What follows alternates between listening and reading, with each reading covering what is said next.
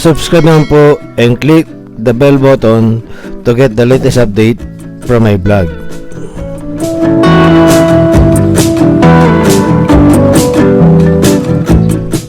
Magandang araw na naman po mga kabaryo. Yung video na ito ay tungkol sa tanim naming eggplant o talong at malunggay o tinatawag na moringa tree. Dito po sa rooftop namin sa Manila.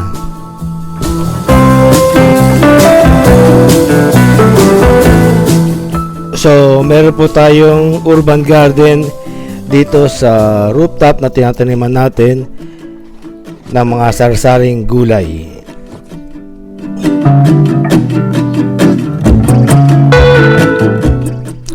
So ipipicture po natin ngayon yung tanim natin na talong na nag-survive during summer season at saka yung malunggay tree po.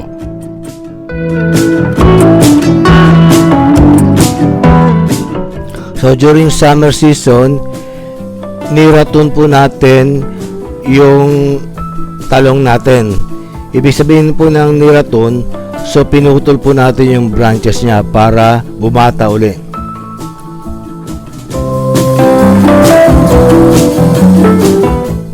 So after 1 month po, ito na po yung kinalabasan niya.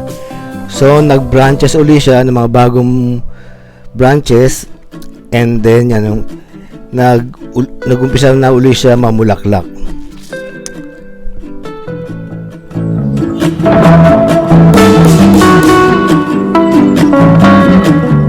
So ang ginawa lang po natin dyan na after ma-cut yung mga branches niya, nilagyan po natin siya ng urea para bumalik po yung mga dahon niya uli o maging masibol uli yung mga dahon niya.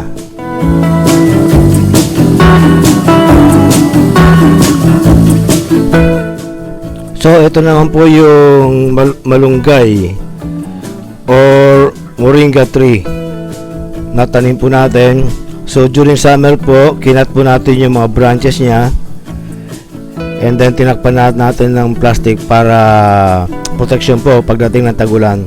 So meron din po tayo mga seedlings na tinanim na bunga ng malunggay. Yan po siya. So both seedlings and branches po yung inalaga natin dito. So ito na po siya, yung malunggay natin na nakat natin during summer, and nag-umpisa na po siyang mag dahon uli. So nilalagay din po natin uli dyan is yung urea na fertilizer para maging masibol uli yung mga dahon niya.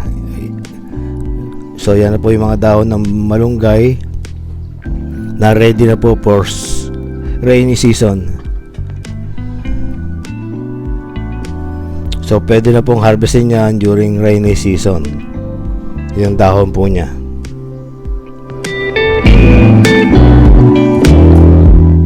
Yung po pala mga ibang pinagputulan po natin ay itinanim din natin sa mga tabi niya. So tinutusok lang po natin yan na mga about mga 8 inches, and then may konting dilig lang po.